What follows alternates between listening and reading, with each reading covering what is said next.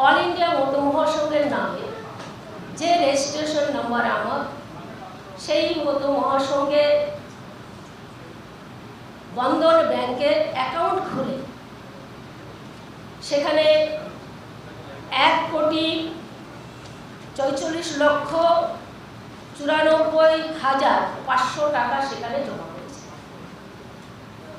এবং আপনাদের কাছে আমি রিটার্ন ফাইলের রেজিস্ট্রেশন নাম্বার, ব্যাংক অ্যাকাউন্ট আপনাদের আমি সংবাদের পরে আপনাদের সকলকে পৌঁছে দেব।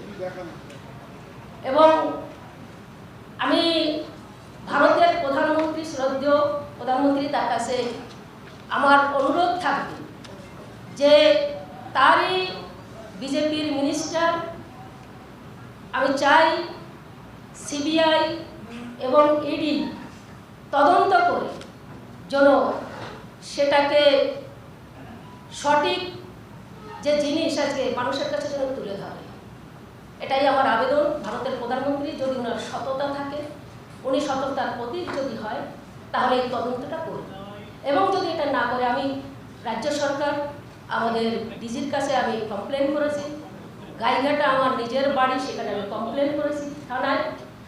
যদি রাজ্য সরকার এবং কেন্দ্র সরকার যদি এটাকে তদন্ত না করে, তাহলে আমি মহামান্য আদালতের কাছে দ্বারস্থ হব।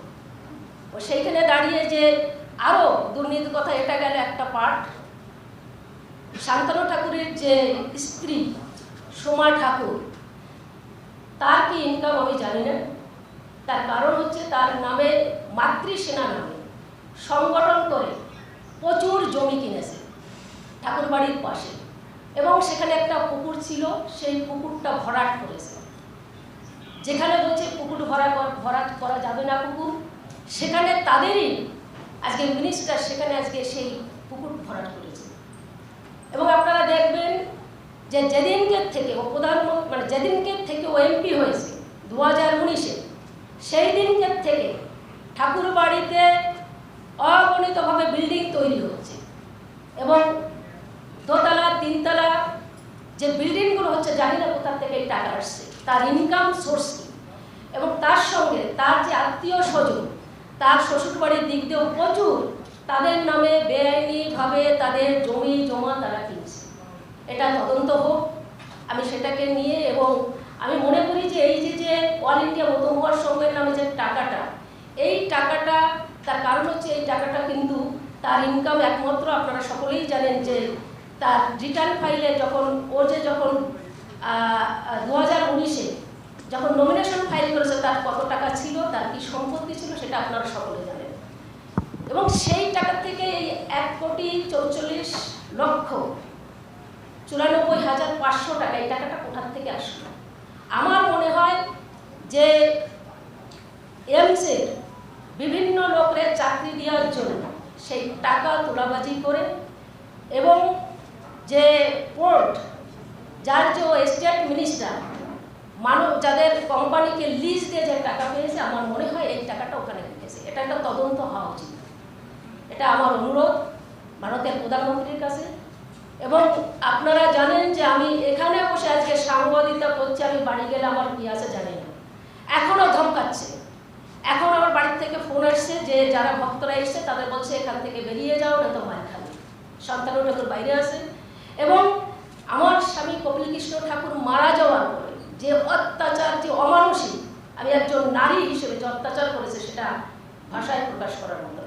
আমার এখনও অনেক শুনতে, এখনও প্রতি মুহূর্তে শুনতে হয় যে আমাকে মার্ডার করে দেবে, আমাকে বাড়ি থেকে বের করে দেবে।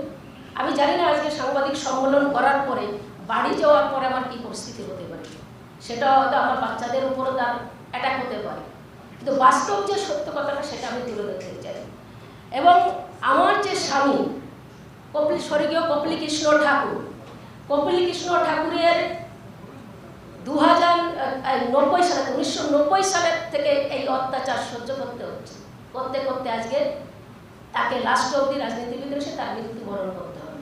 এবং তার মারা যাওয়ার পরে আমাকে মানে অকথ্য যন্ত্রণা, এবং বাড়ির উপরে, আমি সেই দিন বাড়িতে ছিলাম না, আমার শাশুড়ি ছিল, প্রায় 200 ছেলেদের নিয়ে এসে মদ খাইয়ে তাদের আমার উপরে বলছে রেপ করবে, বাড়ি থেকে টেনে বের করে। আমার মেজো মেয়ে চন্দ্ররেখা ঠাকুর, সে আমাকে মোবাইলে শোনাচ্ছে, বলছে মা দেখো কি বলছে।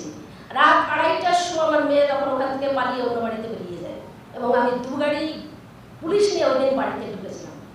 এবং যখন ও ভোটে যেতে, যেদিনকে ভোটের রেজাল্ট পাওয়ার পর আমার বাড়ি রাত্রে প্রায় 2 থেকে 300 যে বোমবাজিগুলো হয়, সেটা আমার শাশুড়ি যেখানে ঘরে বাস করে, আমি ওই ঘরটায় বাস করি, তার বারান্দার ভিতরে, চালের উপরে এবং আমার বাড়ির ভিতরে সাইড দিয়ে সেখানে সেখানে এত সে বোমাবাজি, মানে আমি টিকতে পারছিলাম না।